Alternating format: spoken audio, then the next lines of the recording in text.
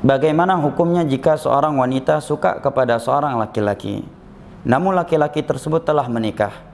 Akhirnya wanita ini berharap untuk menjadi istri keduanya. Apakah ini sama seperti merusak rumah tangga laki-laki tersebut bersama istri pertamanya? Jazakallahu khairan. Baik, perlu kita ketahui bahwa di dalam Islam Allah Jalla wa'ala menerangkan kepada kita sebuah hukum yang mesti kita terima dengan hati yang lapang, sami'na wa ata'na, dan tidak boleh kita tolak serta kita benci karena perasaan kita selaku manusia, yaitu hukum poligami. Ya, ini sebuah permasalahan agama yang mesti kita sikapi dengan bimbingan agama. Ya. Sekarang saya sedang berbicara perkara ta'adud ini dari sisi agama. Adapun apa yang terjadi di lapangan, ya, dari hitam putih praktisi poligami, itu tidak akan menjadi patokan seorang muslim di dalam menyikapi atau menerima hukum yang jelas-jelas dibenarkan atau dianjurkan di dalam Islam. Perlu diketahui bahwa poligami di dalam Islam itu dibenarkan, ya, atau dianjurkan oleh Allah Jalla wa'ala yang maha hikmah. Ya. Allah berfirman di dalam surat An-Nisa, "Fankihu ma taba lakum minan nisa'i mathna wa thulatha wa ruba'." Ini yang pertama. Yang kedua, ketahuilah manusia yang paling sempurna imannya, yang paling cinta kepada kaum wanita, yang paling memahami perasaan kaum wanita, dan mereka adalah orang yang paling sempurna dalam beragama, yaitu para nabi dan para rasul, dan mereka telah poligami. Ya, Allah Jalla wa'ala berfirman di dalam surat Ibrahim atau Ra'ad, ya, walaqad arsalna min qablika rusulan Allah berfirman waja'alna lahum azwajan wa dzurriyyah, dan telah kami berikan keturunan yang banyak dan istri-istri untuk rasul-rasul sebelummu, dan Nabi kita sallallahu alaihi wasallam adalah yang paling sempurna dalam hal ini. Yang ketiga, bahwa wanita yang paling sempurna agamanya dan yang paling sempurna kesuciannya, mereka juga telah dipoligami dan menerima poligami dengan kelapangan dari hati mereka, yaitu para istri Nabi kita sallallahu alaihi wasallam, ibunda-ibunda kita, dan para sahabiat yang merupakan sebaik-baik generasi umat ini. Beranjak dari itu, apakah berdosa apabila seorang wanita jatuh cinta atau ingin dinikahi oleh seorang laki-laki? Maka jawabannya, apabila dia memiliki keinginan untuk dipoligami oleh seorang laki-laki dan dia jatuh cinta kepadanya dengan tanpa melakukan tindakan-tindakan yang bertentangan dengan agama, maka ini sesuatu yang tidak mengapa. Ya, sesuatu yang tidak mengapa. Ya. Contoh tindakan-tindakan yang bertentangan dengan agama, kata para ulama, dia melakukan komunikasi yang bisa menimbulkan fitnah. Komunikasi yang bisa menimbulkan fitnah. Karena di antara faedah yang disebutkan oleh para ulama, dan dalam sebuah jawaban yang disampaikan oleh Syekh Ubaid Al-Jabiri rahimahullahu taala, ketika beliau ditanya apakah boleh seorang wanita menawarkan dirinya langsung kepada seorang laki-laki, maka Syekh menyebutkan, dan ini juga kita dapatkan dari guru-guru kita yang lain selain beliau dari kalangan para ulama, secara hukum asal tidak ada salahnya, tidak ada larangannya. Karena hukum asal suara wanita itu bukanlah aurat. Oleh karenanya ada wanita yang menawarkan dirinya kepada Nabi sallallahu alaihi wasallam, ya, selama tidak menimbulkan fitnah.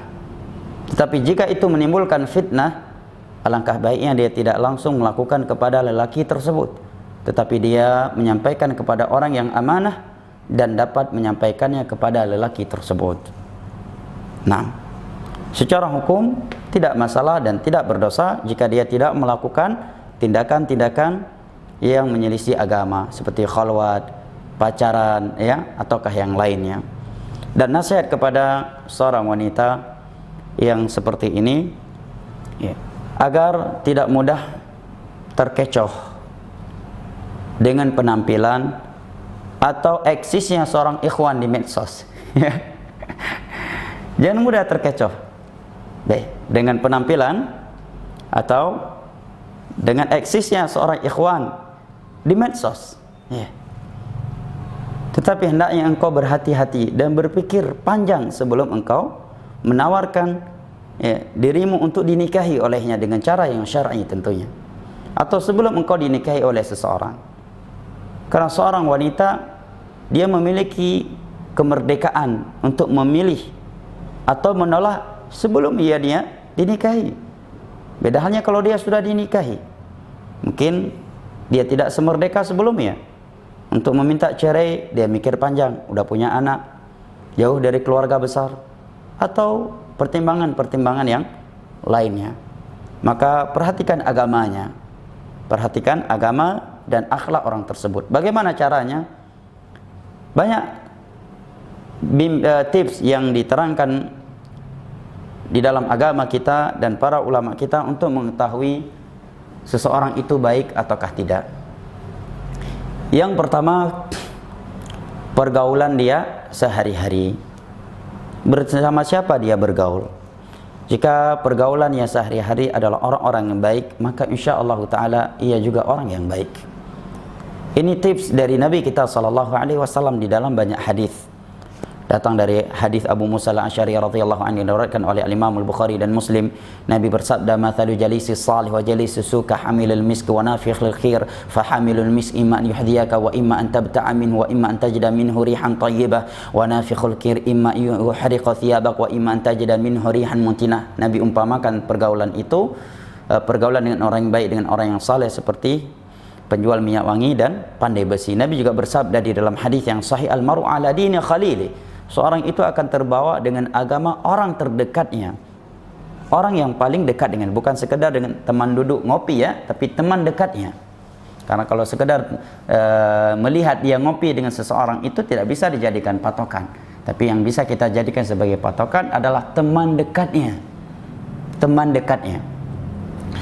Dikatakan oleh penyair Arab, "Anil mar'i la tas'al, wasal qarinahu fa innal qarina bil muqarani yuqarinu." Kalau kamu ingin kenal seseorang, tak usah engkau bertanya kepada orang siapa dia, apalagi bertanya kepada dia. Kalau kita bertanya kepada dia langsung, ya tentu kebanyakan orang memuji dirinya. Jangankan ke dia, ke orang pun tak usah engkau bertanya siapa dia. Cukup engkau tanyakan kepada orang lain, siapa teman dekat dia sehari-hari. Siapa teman dekat dia sehari-hari. Karena seseorang itu tidak jauh beda dengan teman dekatnya. Yang kita bahas teman dekat. Nah, tips yang lainnya adalah melihat dia sering hadir di majelis ilmu agama, ya, di majelis ilmu agama, sering hadir di majelis kebaikan, menjaga salat 5 waktunya, ya. Kemudian menanyakan kepada orang-orang yang mengenal dia dan amanah dalam memberikan jawaban. Karena terkadang ada orang dia kenal kepada si fulan ini, tetapi dia membawa perasaannya ketika memberikan penilaian, sehingga hal-hal yang mestinya ia sebutkan dari kekurangan orang tersebut, karena hal ini perlu disebutkan karena untuk pernikahan, terkadang sebagian orang tidak mau menyebutkannya, ya. Maka ketika kita ingin menanyakan kepada seseorang tentang orang lain yang ia kenal, hendaknya orang tersebut adalah orang yang amanah, yang menyampaikan apa yang dia ketahui. Karena dalam hal ini diperbolehkan dan itu tidak termasuk ghibah karena maslahat yang sangat besar. Hal itu dilakukan oleh Nabi SAW ketika seorang wanita datang kepada beliau menyampaikan bahwa ada 3 orang sahabat ingin menikahi beliau, maka beliau menyebutkan adapun si fulan maka kekurangannya ini, si fulan kekurangannya ini, dan si fulan kekurangannya ini. Ini hal yang penting diperhatikan oleh akhwat ya. Jangan, saya ulangi kembali, jangan mudah tertipu, terbuai, terpesona ya, terkecoh dengan penampilan atau eksisnya seorang ikhwan atau yang menamakan dirinya ikhwan di media, karena banyak kasus-kasus dan banyak korban penipuan kezaliman. Ya. Ya. Jelas ya?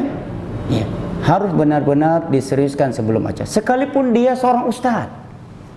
Sekalipun dia seorang ustaz. Ya. Ini perlu diperhatikan.